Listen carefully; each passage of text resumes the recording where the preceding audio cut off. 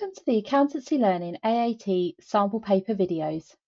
In this video, I'll take you through sample paper 1, task 8 of the level 3 tax processes of business, Finance Act 25. So task 8 then, we are given quite a lot of information. So let's work through it. We're told that we're an accounts assistants working for ABC & Co, an accounting practice. Responsibilities include preparation of payroll for Puddles Cat Care Limited. We've got the following information about the business. The supervisor of the care staff approves all hours worked by the care staff. All payments are prepared by the business owner who is responsible for the day-to-day running of the business, and annual financial statements are prepared by your manager. You've prepared the wages report for the quarter to 31st of March 26, and you can see here we're given some figures. The report has been approved by your manager. Payments to HMRC are made quarterly and electronically. Part A asks us to complete the email to the correct person regarding the wages report. And importantly, it tells us we must write the year when we're writing any dates in the 4-digit format. So, first of all, we need to address the email. And we've got these options in the drop down. So we're not going to be writing it to HMRC because we wouldn't be contacting them about the wages report. The supervisor of the care staff of Puddles Cat Limited have approved the hourly hours that have been worked, but it's the business owner that will ultimately approve the report. So we are going to address it to the business owner of Puddles Cat Care Limited.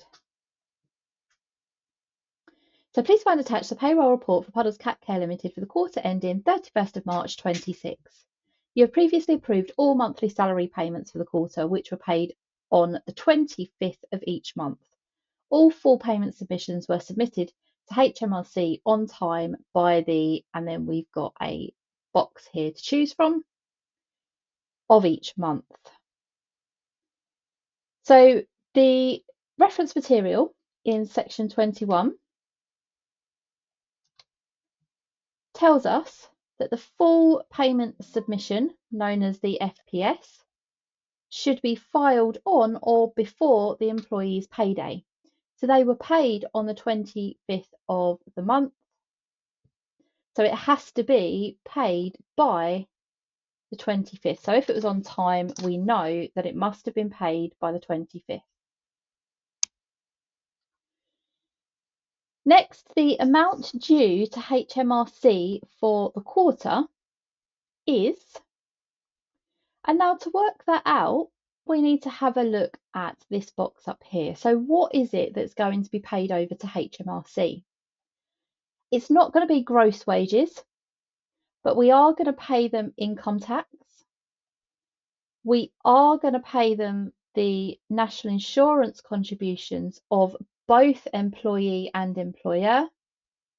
So we're going to add those together, but we take off the employment allowance. So we deduct the 1,028.85, which gives us a figure for the quarter of £4,115.71. Now we need to tell them when it needs to be paid by. So again, let's have a look at some reference material. So the payment date for the monthly payroll is the 22nd of the month if paid electronically. So we were told in the question above that it is electronically. And this is for the quarter ending the 31st of March. So it's going to be the 22nd of April. So it's the 22nd of the following month. And remember to put our year in of 2026. As the average monthly PAYE payment is less than, we need to fill in this box, the amount due to HMRC can be paid quarterly. And we can see in the reference material we've got that here. So 1,500. And then P60s for 2025-26 must be provided to all your existing employees by, and we've got that in this reference material as well, the 31st of May. And again, remember to put the year in 4-digit format. That completes the email. Then the final part says the national living wage and national minimum wage rates are due to increase in April 26. The business owner of Puddles Cat Care Limited has asked you to increase the pay rates at Puddles Cat Care Limited in line with the new rates.